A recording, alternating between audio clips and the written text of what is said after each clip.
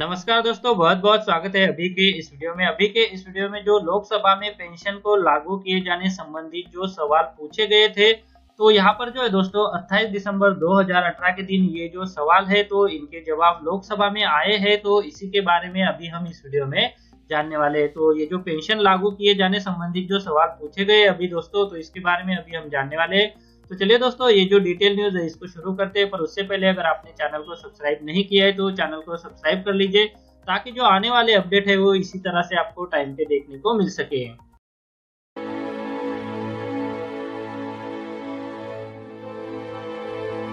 तो चलिए दोस्तों, यहाँ पर ये जो पेंशन लागू किए जाने संबंधित 28 दिसंबर 2018 को जो सवाल श्री LR शिवराम गौड़ा, श्री तेज प्रताप सिंह यादव, श्रीमती अंजू बाला, श्री वीरेंद्र कश्यप, श्री DK सुरेश द्वारा पूछे गए थे।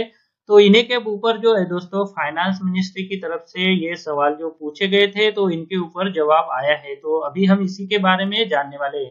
तो यहाँ पर सबसे पहले हम जान लेते हैं कि इस दौरान कौन कौन से सवाल पूछे गए थे। तो यहाँ पर पूछा गया है कि क्या वित्त मंत्री यह बताने की कृपा करेंगे, क्या सरकार की देश भर में कर्मचारियों की भारी मांग पर केंद्रीय सरकार कर्मचारियों हेतु वैकल्पिक आधार पर पुरानी पेंशन स्कीम पर पुनर्विचार करने की योजना है, और यदि हाँ तो तत्संबंधी ब्यौरा क्या है। यहाँ पर जो अगला सवाल पूछा गया है वो है, क्या सरकार को इस संबंध में विभिन्न राज्य सरकारों और कर्मचारी संघों से कोई आवेदन प्राप्त हुआ है, और यदि हाँ तो तत्संबंधी ब्यौरा क्या है, और कर्मचारी संघ द्वारा अन्य कौन सी मांगे यहाँ पर की गई है। तो इस पर सरकार की क्या प्रतिक्रिया है। क्या सरकार ने नेशनल पेंशन सिस्टम में सरकारी योगदान को वर्तमान 10% से बढ़ाकर 14% करने का निर्णय लिया है, और यदि हाँ तो तत्संबंधी ब्यौरा क्या है, और इससे सरकार पर कितने वित्तीय भार पड़ेगा।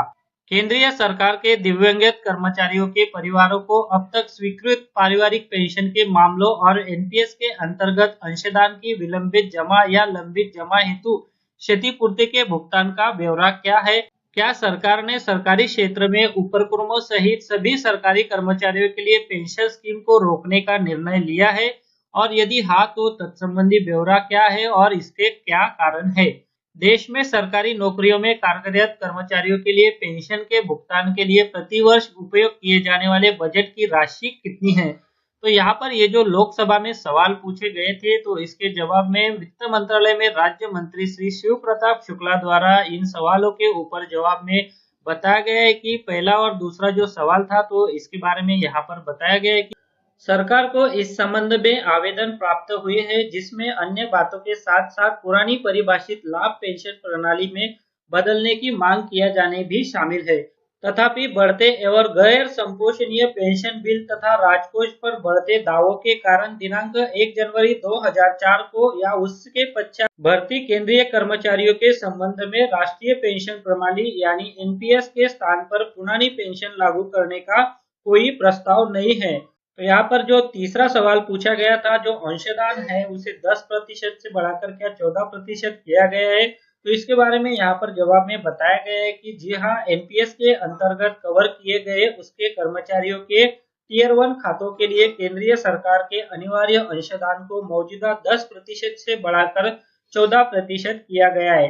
कर्मचारियों के अंशदान की दर मौजूदा 10% ही बनी रहेंगी। व्यय विभाग द्वारा दी गई सूचना के अनुसार NPS के अंतर्गत कवर किए गए कर्मचारियों के लिए सरकार के अनिवार्य अंशदान को 10% से बढ़ाकर 14% किए जाने के कारण सरकारी कोष पर आगामी वित्त वर्ष यानी 2019 में और 20 में केंद्र सरकार पर 2,840 करोड़ रुपए का अतिरिक्त वित्तीय प्रभाव पड़ने का अनुमान है।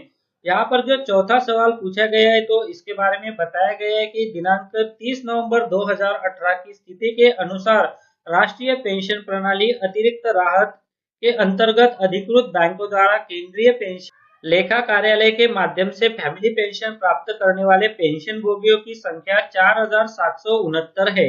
फिर यहाँ पे जो अगला सवाल पूछा गया था तो इसके बारे में यहाँ पे बताया गया है कि भारत सरकार ने दिनांक 22 दिसंबर 2003 की अधिसूचना द्वारा अपने कर्मचारियों के लिए राष्ट्रीय पेंशन प्रणाली लागू की है, तथा दिनांक 1 जनवरी 2004 को या उसके पश्चात केंद्रीय सेवा में भर्ती होने वाले सभी नए कर्मचारियों के लिए इसके अनिवार्य बनाया है।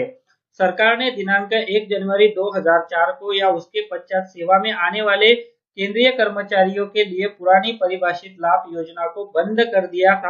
केंद्रीय कर्मचारियों के लिए पेंशन योजना समाप्त करने का कोई प्रस्ताव नहीं है। व्यय विभाग द्वारा दी गई सूचना के अनुसार पेंशन भोगियों की पेंशन का भुगतान करने के लिए वर्ष 2017-18 के दौरान उपयोग किए जाने वाले बजट तथा वित्तीय वर्ष 2017-18 के लिए बजट का ब्यौरा निम्नानुसार यहाँ पर दिया गया है। तो यहाँ पर अलग अलग जो पेंशनर्स है तो उनको कितनी पेंशन पे की गई है तो इसके बारे में इस टेबल में आपको जानकारी मिल जाएंगी। तो ये जो लोकसभा में सवाल पूछे गए थे इसकी ये जो कॉपी है जिसके बारे में अभी हमने यहाँ पर जाना, इसकी लिंक जो है वो आपको वीडियो के डिस्क्रिप्शन में मिल जाएंगी, वहां से आप इसको डाउनलोड करके आसानी से पढ़ सकते हैं। तो जी हाँ दोस्तों, यहाँ पर लोकसभा में ये जो पुरानी पेंशन लागू किए जाने के संबंध में ये जो सवाल पूछे गए थे तो इनके बारे में यहाँ पर लोकसभा में जवाब दिया गया है। तो इसी के बारे में जो है दोस्तों अभी हमने इस वीडियो में जाना। अगर ये वीडियो आपको अच्छा लगता है तो वीडियो को लाइक कीजिए और आगे भी ऐसे अपडेट पाने के लिए आप चैनल को सब्सक्राइब कर लीजिए और उसके बाद जो बेल का बटन आएगा उसे भी आप प्रेस कर दीजिए ताकि जो आने वाले वीडियोज है वो सबसे पहले आपको देखने को मिल सके। इस वीडियो को देखने के लिए आपका बहुत बहुत धन्यवाद। अगर आपको कोई सवाल है या फिर कोई कमेंट है तो आप इस वीडियो के नीचे जो कमेंट बॉक्स है वहाँ पे कर सकते हैं। और साथ में दोस्तों अगर आप मेरे चैनल पे पहली बार विजिट करें तो मेरे चैनल को सब्सक्राइब कीजिए और जो उसके बाद बेल का आइकॉन आएगा उसे भी आप प्रेस कर दीजिए ताकि मेरे जो आने वाले वीडियोज़ है वो सबसे पहले आपको देखने को मिल सके।